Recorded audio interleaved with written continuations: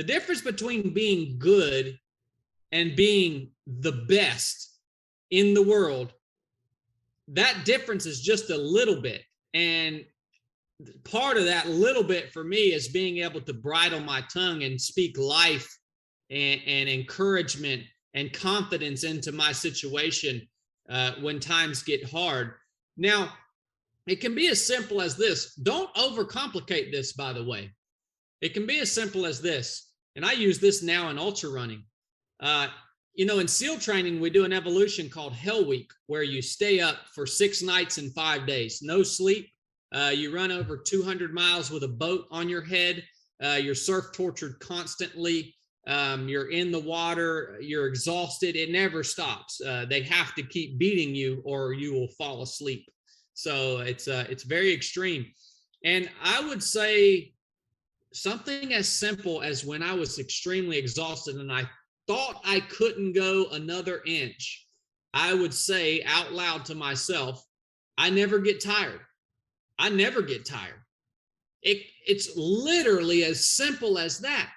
And when you speak that out loud, it all of a sudden, even it overpowers even the negative thoughts that you might be having. And that's why I think the spoken word is even so much more powerful than managing your self-talk. Because I believe when you speak it out loud, it becomes real, it becomes tangible. There's an accountability aspect to it because others around you are hearing you. It overpowers whatever is going on in your mind. People ask me all the time, they have this conflict of what do I do when I start thinking negatively of myself or my ability, or and I say just counterpunch it with the spoken word. Muster the courage to find something good to say about yourself, even if you don't think it's true. That's how this works.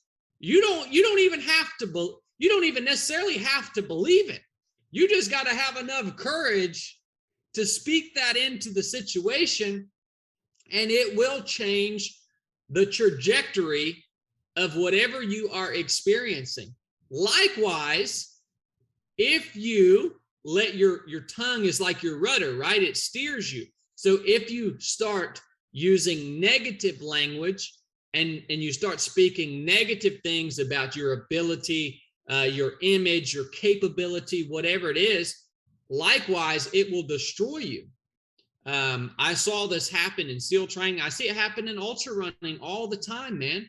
I see people out, will be in the middle of a 100-mile race. And let me tell you, you run 100 miles, it is supposed to hurt. It's gonna hurt, right?